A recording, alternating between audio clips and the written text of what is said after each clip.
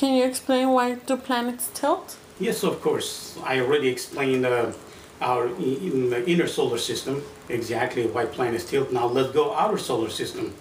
We got another wealth of information here. Let's take our first planet, Jupiter. We know that Jupiter, it tilts only 3.13 degree angle. And we know that Jupiter has 2.25 of the gravitational force compared to Earth. Now, what exactly will tell us this? Exactly how large it is, the inner core of this planet. And is this planet really a liquid planet, the way the scientists they think? I can guarantee you, there's no liquid planets. The liquid accumulate afterward, but there is no liquid. The planet, they don't form as a liquid.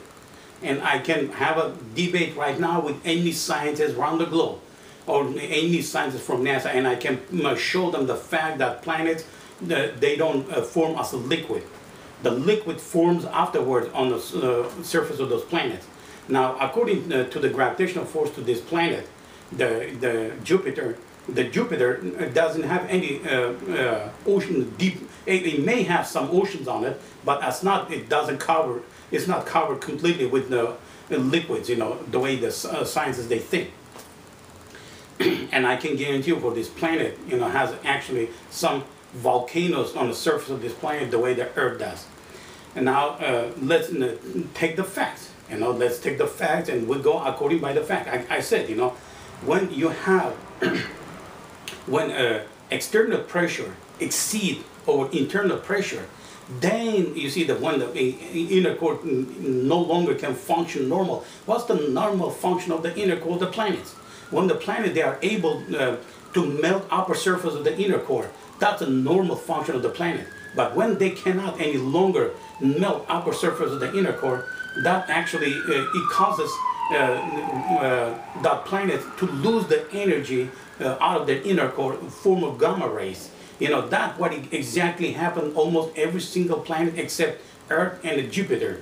Every single planet within our solar system, they lost majority of inner energy out of their inner core with the form of gamma rays. Okay. Now, because this Jupiter has very high density of the energy, and the outreach of this the planet energy, it's still as strong as it close to the surface, and that's why the tilt is only 3.13 degree, and the days are way shorter than under 10 hours. Can you imagine that? I mean, higher the energy within inner core, faster the crust is spinning. And imagine that.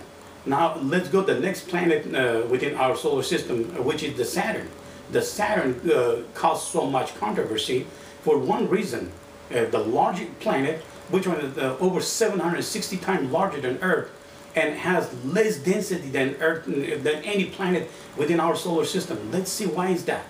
Again, I said, when the planets, you see the outer pressure exceed over overall internal pressure, when the planet no longer cannot any longer melt upper surface of the inner core, what happened? It just burst out of the inner core all the energy. Even though energy of the, I can't bet you, I haven't dived inside the planet Saturn, I don't know, but I can tell you according the tilt, how much it tilts, and it holds all the moons the Saturn has, has a way larger inner core, way larger than Earth itself many times. Okay, and because it couldn't no longer melt upper surface of this inner core, this actually the energy had one of the largest gamma rays ever burst within our solar system out of that planet, the planet Saturn. And when it burst that, it actually lose the density. When it lose the density, in the very tip of this energy too, depending how far it travels. Again, I said it could be 10 million miles, it could be 12 million miles, it could be 15 million miles. And what happens, the sun's energy and the planet's energy, it goes face to face. And when the sun's energy cannot hold on to that weak energy strong enough, that's what is causing the planet to tilt. And when the mass is larger, it actually, mass like it causing with inertia, pull even more. That's why you see this planet, the tilts, 28.2 actually close to Earth. It actually tilts 26.7 degree angle, and it can tell you that the energy, even though it has no density, but the energy, the center of the inner core, the energy is still strong enough, to hold down the very end of this whatever it travels. Okay, now the next planet after Saturn is the Neptune. I apologize, it's a Uranus. The Uranus within those outer solar system has the weakest energy within inner core than any planet within outer solar system. Now here there's something that I completely disagree with Uranus.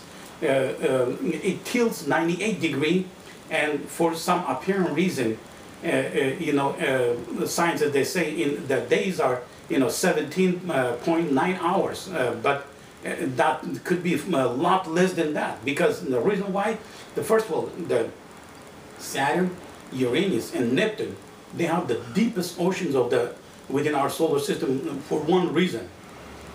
They're far enough from sun for the sun's energy never penetrate, get close to the surface, and they below, they go the freezing temperatures go below 220 degrees. How do you think on Earth we make the liquid nitrogen, hydrogen, or methane, or anything with under one whole gravitational force? We just freeze them under 220 degrees, and they turn liquid, and over there the nature already automatically supply that, and have that the sun never reaches there, and has the gravitational force close, little above or little below the Earth's gravitational force. And here you go, anything within inner space, it will turn liquid, because their inner cores no longer produce. They have no active volcanoes. They don't produce much of a heat, very little heat from inner core, and that's good enough for those planets be covered completely, with liquid nitrogen, hydrogen, methane, or anything we turn liquid under 220 degrees below zero. Okay, the last one now is comes the Neptune. The Neptune, you see here, one thing I said, again, I was completely disagree, because it shows that Neptune's actually days shows longer than the Uranus, but look at, again, I explained from inner solar system, you see, the larger the inner core, the faster spin of the axis will be. And here, the Neptune has more gravitational force than Uranus, and the days, it's 19.1 hour. I completely disagree with that, because the Uranus has only 0.92 degree. I'm sorry, 0.89 gravitational force compared to Earth, and spins faster. That would be impractical. That's simple. The last planet within our solar system, that would be Pluto. You see, now take a look what we can learn from Pluto. Look why the Pluto doesn't have any liquids, even though the sun never reached that little moon object either. The reason why, look at the gravitational force. It has 0.062 gravitational force, that's less than the moon, way less than the moon. It tilts 122 degrees, imagine, there is no almost gravitational force to be able collect, turn liquid, all those gases, which one they turn liquid under 220 degrees. That's simple. That's why that object doesn't have any liquids on the surface, except obviously water. The water will freeze.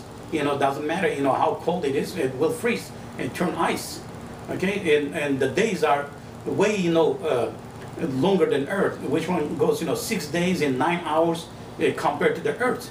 But the one, it's amazing that even though it has so low gravitational force, this object, it's still the cross spinning compared. You see if we go Venus, we know that has 0.92, and barely the cross is spinning. Again, why? Because the sun's heat never reached the end of our solar system.